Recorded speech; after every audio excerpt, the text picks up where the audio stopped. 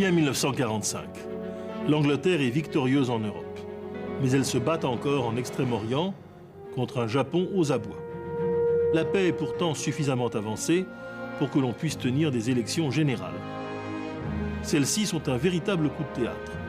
Winston Churchill, qui incarne dans le monde entier la résistance victorieuse au nazisme, subit une défaite sans précédent.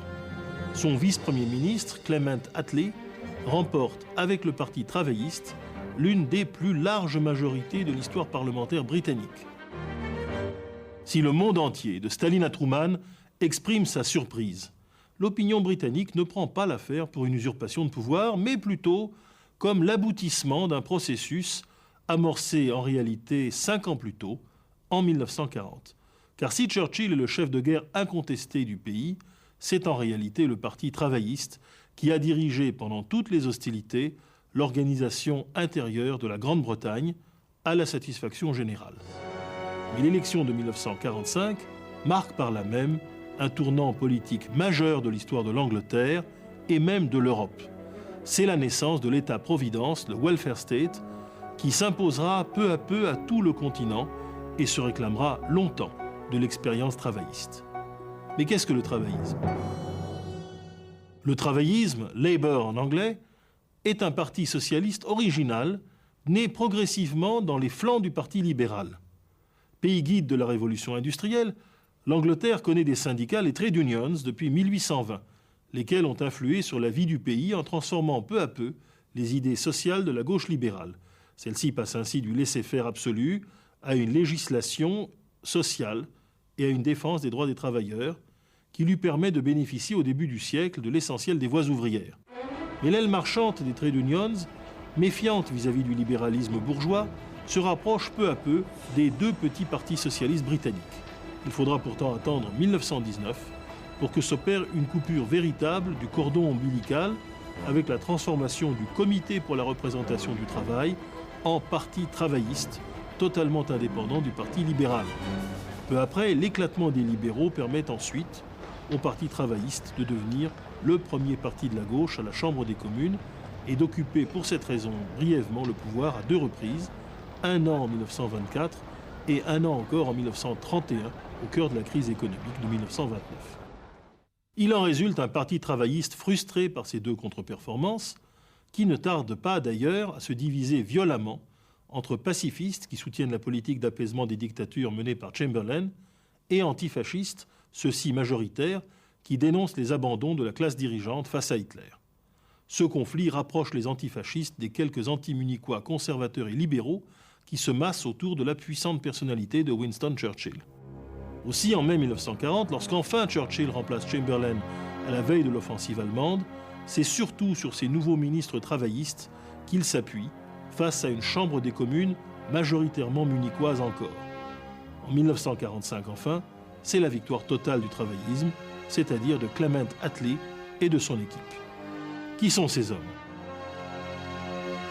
Il s'agit d'une équipe gagnante, soudée par une pensée commune, élaborée en plus de 10 ans de combats menés ensemble, notamment pour maintenir une société démocratique, austère et prompte au partage équitable pendant la guerre.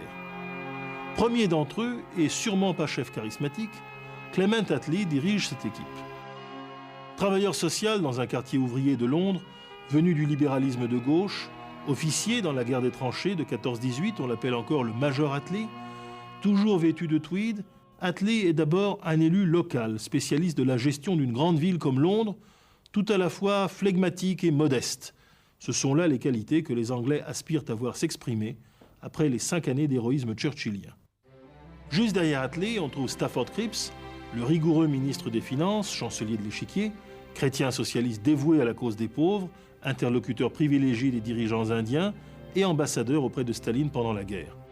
Puis Ernest Bevin, l'ancien patron des syndicats, qui, devenu ministre des Affaires étrangères, étonnera par son orthodoxie, son quasi-homonyme le gallois Aneurin Bevan, le porte-drapeau des mineurs, qui gérera avec fougue la mise en place du système public de santé et incarnera sans cesse les points de vue de la gauche communisante, et enfin Herbert Morrison, qui continue, comme avec Churchill, d'occuper le ministère de l'Intérieur. Comment Attlee et ses amis vont-ils arriver au pouvoir ? Depuis le milieu des années 30, une partie de plus en plus importante de la société britannique veut résoudre la question ouvrière. Des conservateurs éclairés parlaient déjà de troisième solution dès 1936. Churchill l'a mise en œuvre en 1940 en confiant au Parti travailliste la conduite des affaires intérieures du pays et plus spécifiquement encore en confiant à un haut fonctionnaire de la gauche du Parti libéral proche des idées de Keynes, Lord Beveridge, un rapport pour la création d'un État-providence, le Welfare State, qui, paru en 1945, sera d'emblée d'une très grande popularité. Beveridge y énonce un programme d'éradication des 4 grands handicaps que subit la majorité de la population, l'éducation, le logement, la santé et le chômage. À ce contexte de fond s'ajoute l'erreur tactique de Churchill qui se croit invincible. Sir Winston n'est en effet pas très conscient de la mauvaise image de son parti conservateur, dont les sortants ont été élus en 1937 sur un programme qui a conduit à Munich. Et les électeurs anglais ont hélas pour lui bonne mémoire. Peut-être Churchill aurait-il dû avoir le courage de bouleverser la logique des partis, mais il est trop convaincu de son propre charisme et en outre, il ne veut pas pactiser avec une gauche qu'il s'est résolu à accélérer l'indépendance de l'Inde. L'élection a donc lieu sitôt la paix revenue en Europe, dans un climat d'euphorie permis par l'arrivée de l'été, l'effondrement du nazisme et la fin de certaines restrictions. Les enfants qu'on avait dispersés dans la campagne reviennent à Londres et la démobilisation poursuit son cours. Pour la première fois aussi de l'histoire britannique, on voit les ministres d'un même gouvernement victorieux sur tous les fronts de la guerre faire campagne avec la même légitimité apparente de part et d'autre de la barricade. Désormais plébiscité avec près de 3/4 des sièges, il restera aux travaillistes à appliquer leur programme. Quel est-il ?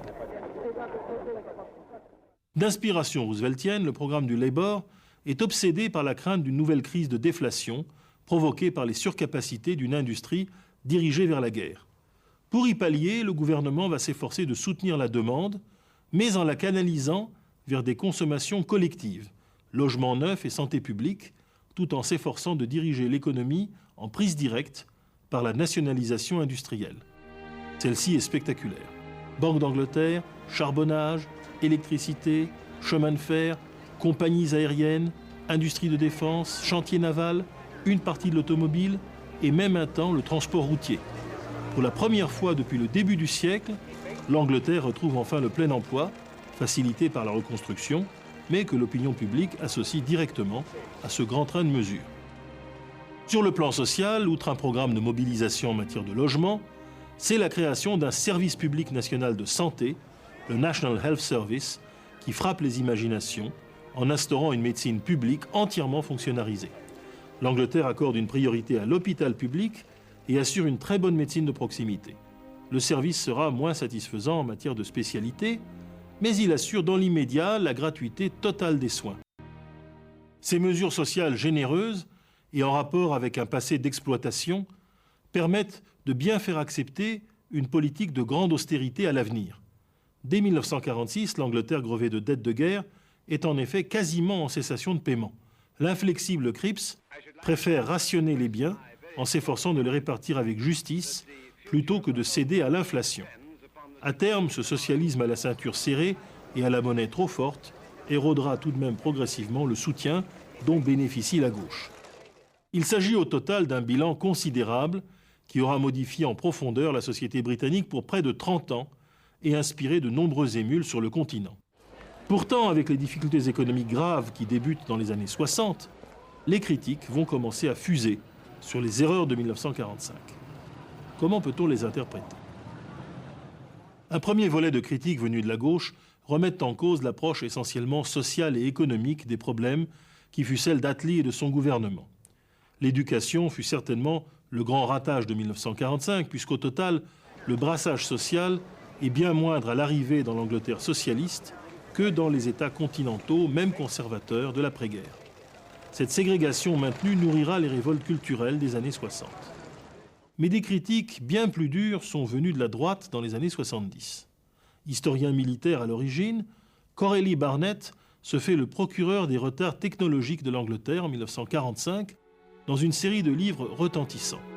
Pour lui, la complaisance humaniste et travailliste a détourné l'opinion des exigences véritables de reconversion et de modernisation de l'appareil productif, au nom d'idéaux de justice qui eux-mêmes n'ont pas été vraiment satisfaits.